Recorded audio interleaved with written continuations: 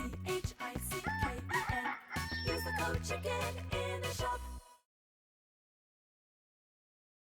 Hey guys, the Chicken is here. We are back today with another Boom Beach video. In today's video, guys, could not be more excited to share this with you. So after yesterday's video, we decided to go back in, and we're going to go over how that went. Guys, if you haven't already, make sure, as I turn the volume up on my mic here, make sure you subscribe to the channel. And I do want to give a big shout out to those of you that have been using that code CHICKEN in the shop as we grab our free dailies over here. It does help to support the channel. So, I mean, even if you're not buying anything, I appreciate just throwing it in there. And, yeah, we actually have the extra build right now, so we should be getting some resources. But look at this, the wood safe, 2,425 gems.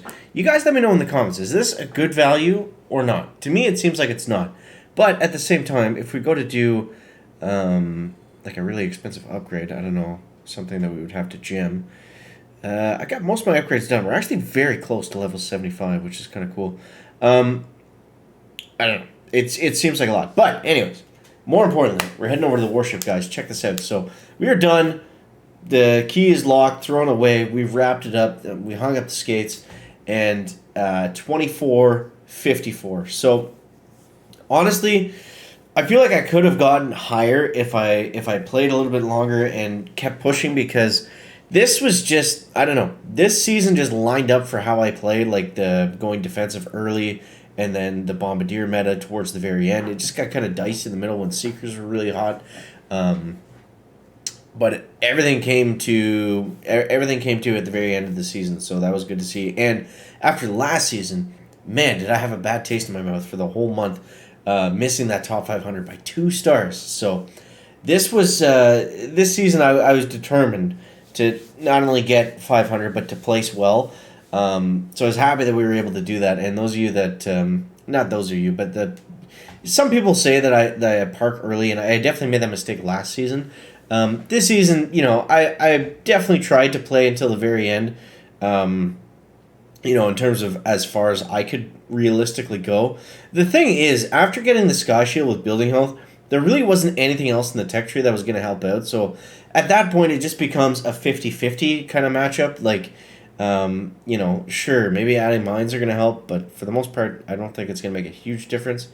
I mean, at this point, I think that would be the best bet. Is just add defenses. Just focus on defense. Don't get the gunboat energy. Just focus on defense. You know, depending on what you're using. Maybe if you're using Seekers, then go for extra GB. But I would just focus up on the defense, especially if bombers are good right now. Throw in those extra mines. Let's actually take a look at maybe some of these guys that are still playing here. Let's see what they're running. Yeah, so I mean, the bases are for the most part pretty well the same. They haven't really changed that much. Look at this guy. He's got top 5 2 seasons, top 57 seasons, top 500 3 seasons. Kind of weird to see because it's obviously a newish account, but this guy doesn't have his trophy out. That's kind of weird. But yeah, so these are kind of like the bases that are starting to take over now. I really like that one. That's anti-seeker for sure with the hot pot and the microwaver. But anyways, so we went back in. This was the last attack that we showed you guys at with the 1 second win, because after I got that, I was kind of thinking, I was like, man, that was so close. This was so close. This one, he smoked me. You know, a lot of these hits were so close. I was like, you know what? I'm just going to hang it up there. I'm pretty sure 24-34, which is where I was at this point, sealed us in the top 500. But the thing was, I hadn't unlocked the Sky Shield yet. And funny enough, these 2 attacks, I was like, okay, you know what? I'm going to go back in, get the Sky Shield. I needed 2 attacks to get my 1 chest to get the Sky Shield, which I now have. But the 2 matches that I won, I didn't actually have it yet. So funny enough, this was done without the Sky Shield. And let's just go over this. Look at this. He got 2-2. So he got 2-2. This guy got 2-16. Both of my attacks were not amazing by any means, but man, super exciting. The heart was pumping playing this last night. So, and I mean, that's why we love Warships, right? Like, it's so exciting, especially towards the end of the season. You know, it feels like there's a lot on the line, because it's like you play the whole season and like you kind of plan stuff like weeks in advance. to get to this point, right? To get to this point. And it's nice when it all works out, and it sucks when it doesn't, especially if you played a lot of matches. This season, weirdly enough, I think it was one of my lowest. One of my low, maybe not my lowest, but definitely one of my lower in terms of games played. And I think that was just simply because I got to diamond early, because you see this a lot with some of the top guys, right? They'll get like 300 battles in place in like the global top 50, and it's just like, how? I think it's because when you have that advantage, you're better off just simply, doing 2 matches, getting your chest, and then if something's not effective, just staying there, right? Because once you get to that, like, it's so important to get to those rank chests early, to get to gold early, to get to diamond early.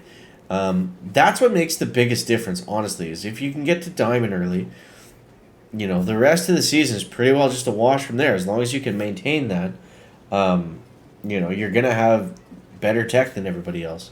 That's what it comes down to. So, anyways, that was the biggest thing for me this season, was just, or one of the biggest things, anyways, one of the takeaways was just seeing that difference, that, getting up to diamond, and for the most part being able to maintain it. There's a day or two I fell out, but otherwise I was diamond since day 4, and that obviously made a huge difference, especially in terms of the defense. So there's the first attack. Let's show you the second one.